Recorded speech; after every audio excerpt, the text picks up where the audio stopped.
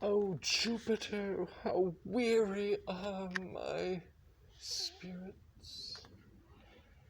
I care not for my spirits if my legs were not weary. I could find in my heart to disgrace my man's apparel and to cry like a woman, but I must comfort the weaker vessel as doublet and hose ought to show itself courageous to petticoat. Therefore, courage, good Eliana. I pray you bear with me. I cannot go no further. For my part, I'd rather bear with you than bear you. Yet I should bear no cross if I did bear you, for I think you have no money in your purse. Well, this is the forest of Arden. Aye, now I'm in Arden, the more fool I. When I was at home, I was in a better place, but travellers must be content. Aye, and be so, good touchstone. Look you, who comes here, a young man, and a old solemn talk. That is the way to make her scorn you still. O Corin, that thou knewest how I do love her, I partly guess, for I have loved ere now. No, Corin, being old, thou canst not guess, though in thy youth thou wast as true a lover as ever sighed upon a midnight pillow. But if thy love were ever like to mine, as sure I think did never man love so, how many actions most ridiculous! How hast thou been drawn to by thy fantasy?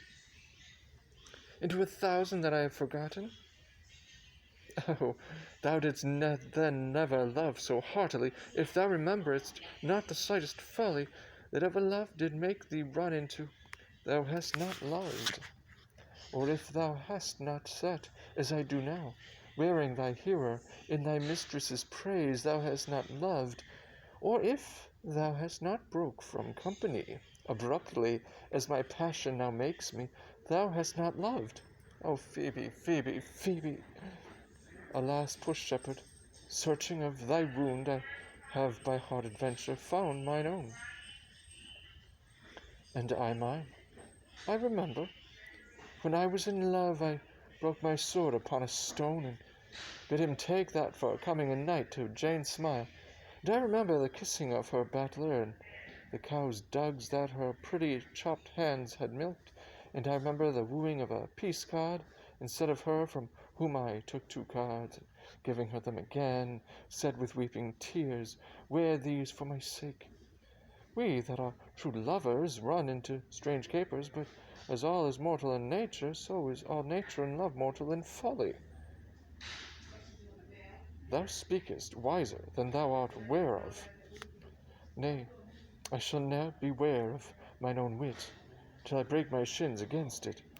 Jove, Jove, the shepherd's passion is much upon my fashion, and mine but it grows something stale with me.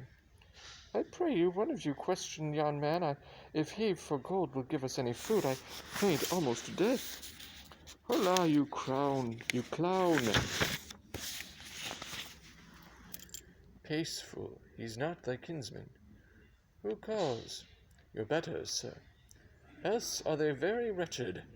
Peace, I say, good even to you, friend, and to you, gentle sir, and to you all. I prithee, shepherd, if that love of gold can in this desert place by entertainment bring us where we may rest ourselves and feed. Here's a young maid with travel much oppressed, and faints for succor. Fair sir, I pity her, and wish for her sake more than for mine own.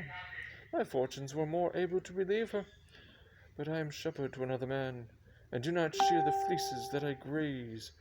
My master is of churlish disposition, and little recks to find the way to heaven by doing deeds of hospitality. Besides, his coat, his flocks and bounds of feed are now on sale, and at our sheepcote now, by reason of his absence. There is nothing that you will feed on, but what is, come see, and in my voice most welcome shall you be. What is he that shall buy for his flock and pasture? That young swain that you saw here but erstwhile, that little cares for buying anything. I pray thee, if it stand, with honesty, buy thou the cottage, pasture, and the flock, and thou shalt have to pay for it of us. And we will mend thy wages. I like this place, and willingly could waste my time in it. Assuredly, the thing is to be sold. Go with me. If you like upon report the soil, the profit, in this kind of life, I will your very faithful feeder be, and buy it with your gold right suddenly.